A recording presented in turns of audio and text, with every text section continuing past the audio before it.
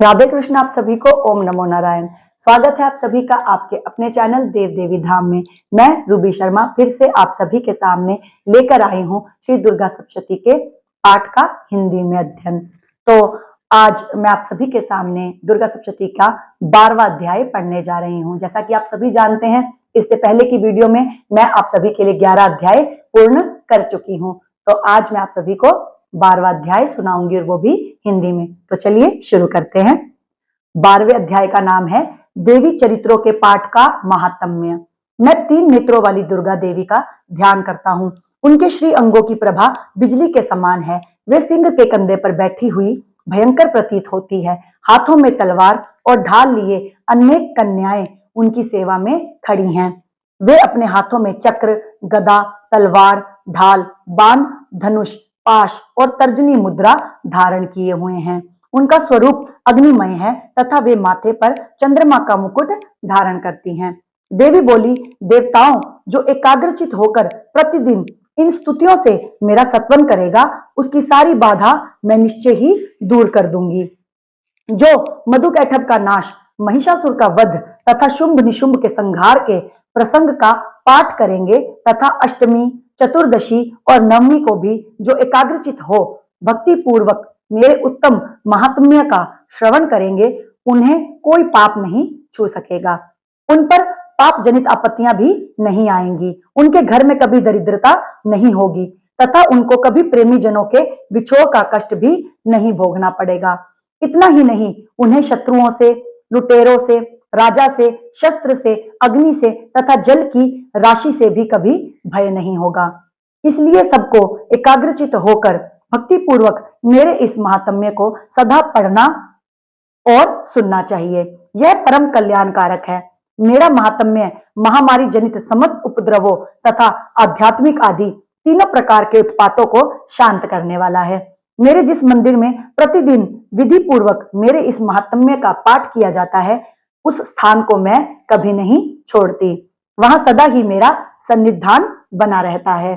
बलिदान, पूजा, होम तथा महोत्सव के अवसरों पर मेरे इस चरित्र का पूरा पूरा पाठ और श्रवण करना चाहिए। ऐसा करने पर मनुष्य विधि को जानकर या बिना जाने भी मेरे लिए जो बलि, पूजा या होम आदि करेगा, उसे मैं बड़ी प्रसन्नता के साथ ग्रहण करूंगी।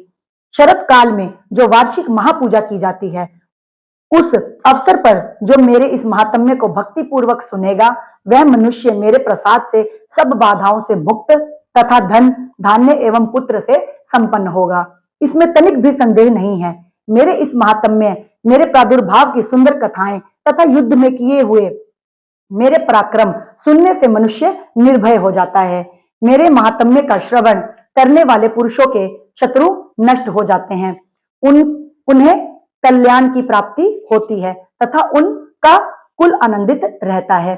सर्वत्र शांति कर्म में बुरे स्वप्न दिखाई देने पर तथा ग्रह जनित भयंकर पीड़ा उपस्थित होने पर मेरा महात्म्य श्रवण करना चाहिए। इससे सब विघ्न तथा भयंकर ग्रह पीड़ाएं शांत हो जाती हैं और मनुष्य द्वारा देखा हुआ दुस्वप्न शुभ स्वप्न में परिवर्तित हो जाता है। बाल ग्रहों से आक्रांत हुए बालकों के लिए यह महात्म्य शांतिकारक है तथा मनुष्य के संगठन में फूट होने पर यह अच्छी प्रकार मित्रता कराने वाला होता है। यह महात्म्य समस्त दुराचारियों के बल का नाश करने वाला है। इसके पाठ मात्र से राक्षसों, भूतों और पिशाचों का नाश हो जाता है। मेरा यह सब महात्म्य मेरी सामीप्य की प्राप्ति कराने वाला है। पशु, पुष्प, अर्घ्य, धूप, दीप, गंध आदि उत्तम सामग्रियों द्वारा पूजन करने से, ब्राह्मणों को भोजन कराने से, होम करने से, प्रतिदिन अभिषेक करने से, नाना प्रकार के अन्य भोगों का अर्पण करने से तथा दान देने आदि से 1 वर्ष तक जो मेरी आराधना की जाती है और उससे मुझे जितनी प्रसन्नता होती है, उतनी ही प्रसन्नता मेरे इस उत्तम चरित्र का एक बार श्रवण करने मात्र से हो जाती है। यह महात्म्य श्रवण करने पर पापों को हर लेता और आरोग्य प्रदान करता है। मेरे प्रादुर्भाव का कीर्तन समस्त भूतों से रक्षा करता है तथा मेरा युद्ध विषयक चरित्र दुष्ट दैत्यों का संहार करने वाला है। इसके श्रवण करने पर मनुष्य को शत्रु का भय नहीं रहता। देवताओं, तुमने और ब्रह्म ऋषियों ने जो मेरी स्तुतियां की है तथा ब्रह्मा जी ने जो स्तुतियां की है वे सभी कल्याणमयी बुद्धि प्रदान करती है।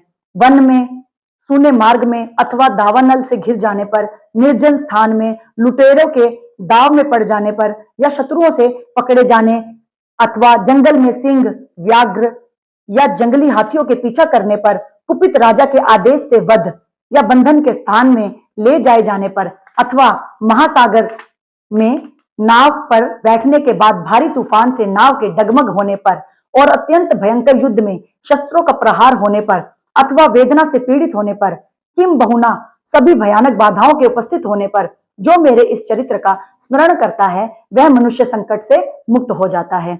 मेरे प्रभाव से सिंह आदि हिंसक जंतु नष्ट हो जाते हैं तथा लुटेरे और शत्रु भी मेरे चरित्र का स्मरण करने वाले पुरुष से दूर भागते हैं। ऋषि कहते हैं, यो कहकर प्रचंड पराक्रम वाली भगवती चंडिका सब देवताओं के देखते देखते वही अंतर्धान हो गई। फिर समस्त देवता भी शत्रुओं के मारे जाने से निर्भय हो पहले की ही भांति यज्ञ भाग का उपभोग करते हुए अपने अपने अधिकार का पालन करने लगे। संसार का विध्वंस करने वाले महाभयंकर अतुल पराक्रमी देव शत्रु शुंभ तथा महाबली निशुंभ के युद्ध में देवी द्वारा मारे जाने पर शेष दैत्य पाताल लोक में चले आए। राजन, इस प्रकार भगवती अंबिका देवी नित्य होती हुई भी पुनः पुनः प्रकट होकर जगत की रक्षा करती हैं। वे ही इस विश्व को मोहित करती हैं, वे ही जगत को जन्म देती हैं तथा वे ही प्रार्थना करने पर संतुष्ट हो विज्ञान एवं समृद्धि प्रदान करती हैं। राजन, महाप्रलय के समय महामारी का स्वरूप धारण करने वाली वे महाकाली ही इस समस्त ब्रह्मांड में व्याप्त हैं। वे ही समय समय पर महामारी होती हैं और वे ही स्वयं अजन्मा होती हुई भी सृष्टि के रूप में प्रकट होती हैं। वे सनातनी देवी ही समयानुसार संपूर्ण भूतों की रक्षा करती हैं। मनुष्यों के अभ्युदय के समय वे ही घर में लक्ष्मी के रूप में स्थित हो उन्नति प्रदान करती हैं और वे ही अभाव के समय दरिद्रता बनकर विनाश का कारण होती हैं।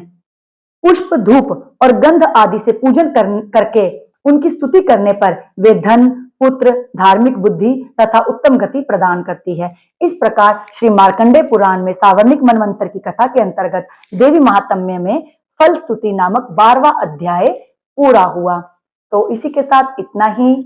इसी तरह से जुड़े रहिएगा हमारी वीडियो के साथ। आप सभी का बहुत बहुत धन्यवाद। ओम नमो नारायण। राधे कृष्ण।